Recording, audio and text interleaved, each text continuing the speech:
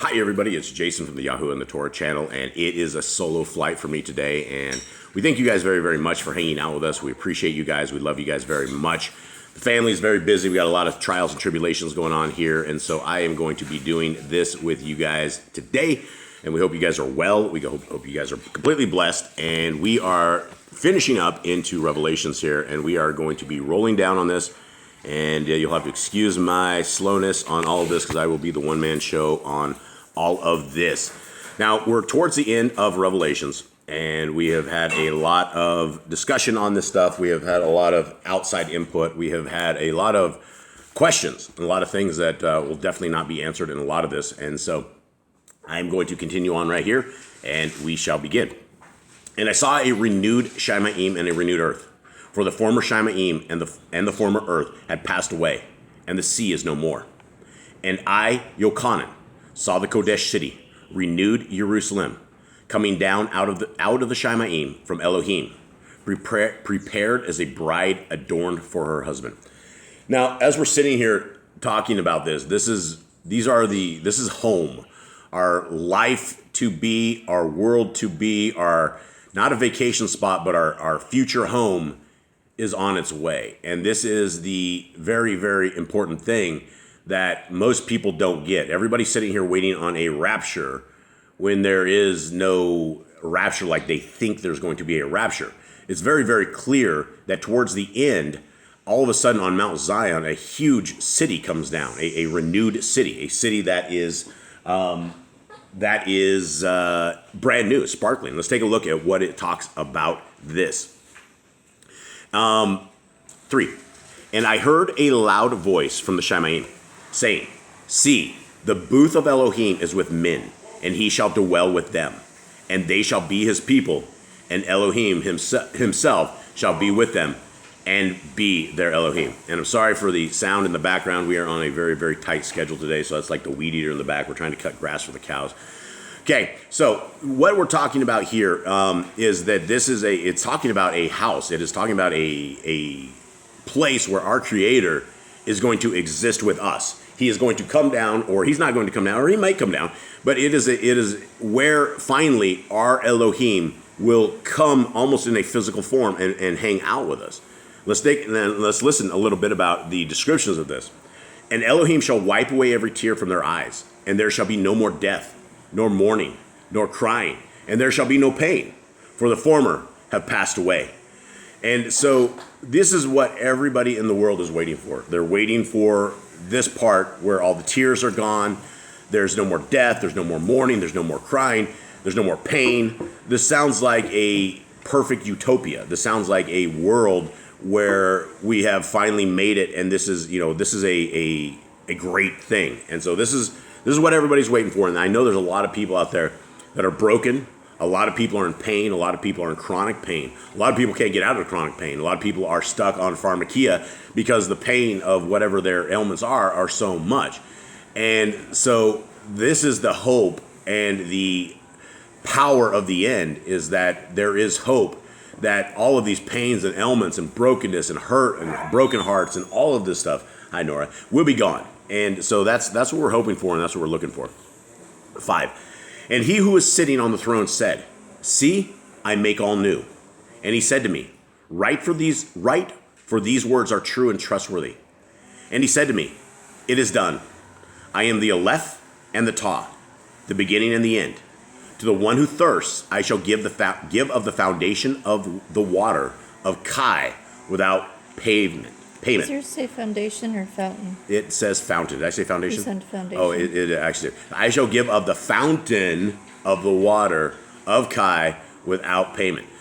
So again, we have it's not the foundation, but it would be a good foundation, but it is a fountain of water, right? The water of life. And we've heard this before, the Aleph and the Tah, right? It's the beginning and the end, the first and the last.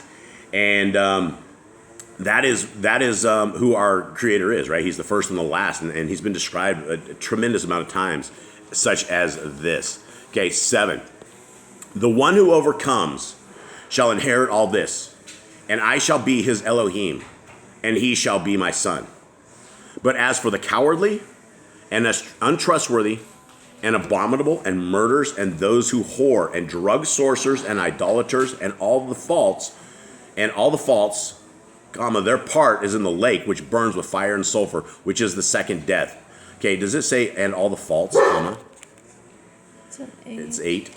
Sorry guys, we're doing some proofreading as we're doing this as well. And all the faults, comma? Yep. Okay, their part? Yep. Okay, so here we have a description of the people that are destroyed. It's very interesting that we have one that this is cowardly, right? And also those who are fearful. And, there's a tremendous amount of people that are fearful. We live in a fearful state. In fact, everything around us is about fear.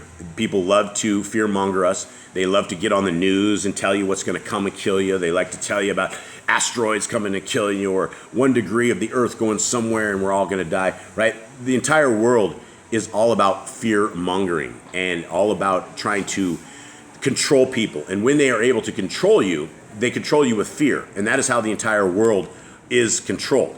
And for North Americans, I remember back to 9/11 when the government brought down its own buildings, and us in North America, we were very, very fearful. We had never seen anything like this before. We couldn't even fathom anything of that style.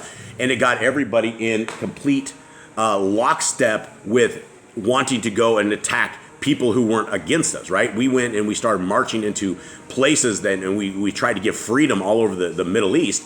And we were there for 20 years, and we killed millions and millions of people. We did nothing good for that entire country. And at the end, we left with our tails tucked between our legs. And we left those countries in far worse shapes than when we went and invaded them to begin with. We destroyed their culture. And we went and decided we were going to westernize everything. And countries don't like Western stuff. If you look at the morals and the ways that the Western world is, Western people are dressed scattily, clampily. There's no clothes on them. And the kind of music and the kind of stuff that the Western world has is what a lot of the Middle East didn't want any part of. And so, all of these things right here. So if you are fearful and cowardly, if you're untrustworthy, which means you're probably a liar, you're abominable, you're a murderer, those who whore, if you're an adulterer, all of these things, you're going to end up dead. You're going to end up all of this. And if you are a drug sorcerer, which, if you look at Operation Warp Speed and you look at why the world got shot up like they did, it was from Donald J. Trump. He was the one that started all of this. And so the United States of America, unfortunately, and I know a lot of you guys aren't complicit with this, but just by being in North America, your country had its hand in hurting the entire world. There's a lot of people that are now injured from what happened. Okay. 9. And one of the 7 messengers who held the 7 bowls filled with the 7 last plagues came to me and spoke with me, saying, "Come, I will show you the bride, the Lamb's wife." And he carried me away in the Ruach to a great and high mountain and showed me the great city, the Kodesh Jerusalem, descending out of the Shemaim from Elohim, having the esteem of Elohim, and her light was like a most precious stone, like a jasper stone, clear as crystal, and having a great and high wall, having 12 gates, and at the gates 12 messengers, and names written on them, which are of the 12 tribes of the children of Israel. 3 gates on the east, 3 gates on the north, 3 gates on the south, and 3 gates on the west. Now we're talking about a city that has just come down, and this is where John the Revelator, or the one who was able to see all of these, he saw that a great city was up in it's on a high mountain, and there's a great city on top of it. So whatever this looks like, however Yahuwah brings this city down and affixes it on top of Mount Zion, it's going to be amazing, and it's going to be the city on top of the hill, and everything else is going to be destroyed. So the city is amazing. And then it talks about the walls, and there's 12 gates, and like everything, there's 12 messengers, right? 7s, 12s, that's what our Creator's in. 7, 12s, 50s are numbers that he loves. 14. And the walls, and the wall of the city had 12 foundations, and on them were the names of the 12 emissaries of the Lamb. And he spoke with me, and he who spoke with me had a golden measuring rod to measure the city and its gates and its wall. And the city lies four-cornered, and its length is as great as its breadth. And he measured the city with a rod, 12,000 stadium, the length, and breadth and height of it are equal. So it would have been 12 by 12, and then I guess 12 high is what that would be. And that's fairly large. And he measured its wall, 144 amma, according to the measure of a man, that is of a messenger. Okay, so there we have 144. And how much is the stadium? 600 feet. 600 feet. So it's a pretty large area of this big city. 18. And let's see here. Sorry, guys, I'm a little off on this. And the structure of its wall was jasper, and the city was clean gold, like clear glass. Now, I don't know exactly how clean gold could be clear glass, but obviously that's what he thought he saw. And so I've never seen clear gold before, but I guess that would be interesting because we know of gold as gold. So maybe there's clear gold. We don't know. 19. And the foundations of the wall of the city were adorned with all kinds of precious stones. The first foundation, jasper. The second, sapphire. The third, agate. The fourth, emerald. The fifth, sardonyx. The sixth, ruby. The seventh, chrysolite. The eighth, beryl. The ninth, topaz. The 10th, chrysoprase. The 11th, jacinth. And the 12th, amethyst. And what you got, Mr. Cole? I'm just going to move this one up. That's okay. And the 12 gates were 12 pearls. Each one of the gates were a single pearl. And the street of the city were clean gold, like transparent glass. And again, we have the vision of a transparent glass, like something of the sort that you cannot, it just goes through. And it also has the number 12. Because the number 12, we have 24 people that will be judging us, and we also have the 12 disciples, and we also had the 12 prophets from back in the day as well. So, 22. And I saw no Mishkan in it, for Yahuwah El Shaddai is its Mishkan and the Lamb. So that's very, very interesting, right? Because right there we hear that there is no temple in the New Jerusalem, which is, we do know from Revelation there is a temple in the Shamayim, and that there's the holy place in the Shamayim. But now we know that there's not going to be a temple in New Jerusalem, and it tells us why. Well, it actually tells us why in a second. In the, let me read 22 again. And I saw no Mishkan in it, for Yahuwah El Shaddai is its Mishkan and the Lamb. So we have the Father, and we also have the Son. So those will be our temple. That will be our priest. That will be a land of amazingness, because I don't think if there's no temple, there's probably not going to be the kind of evil that we're involved in the world now. Okay, 23. And the city had no need of the sun, nor of the moon, to shine in it, for the esteem of Elohim lightened it, and the Lamb is its lamp. Okay, so right out of the gate, we can kind of, I guess, glean that there isn't going to be a night and day there. It's always going to be daytime, which I suppose is nice if you don't need sleep. But it also says that it doesn't need light because Messiah is the lamp of this. So 24. And the nations of those who are saved shall walk in its light, and the sovereigns of the earth bring their esteem into it. And its gates shall not be shut at all by day, for night shall not be there. And they shall bring the esteem and the appreciation of the nations into it. And there shall by no means enter into it whatever is unclean, neither anyone doing abomination and falsehood, but only those who are written in the Lamb's book of Kai. So very, very, very, very clear that it is a boys' club. It is a club for obedient people. It might be a boys and girls club, but it is a club for obedient individuals.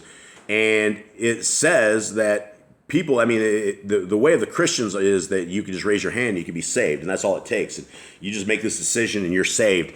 But the problem is, it's not Yah's decision like this, right? And so if you want to enter into this new Jerusalem, Mount Zion's city, then it's the people who are, if you do an abomination and falsehood, you don't have that, right? You wouldn't be written in the Lamb's book of life.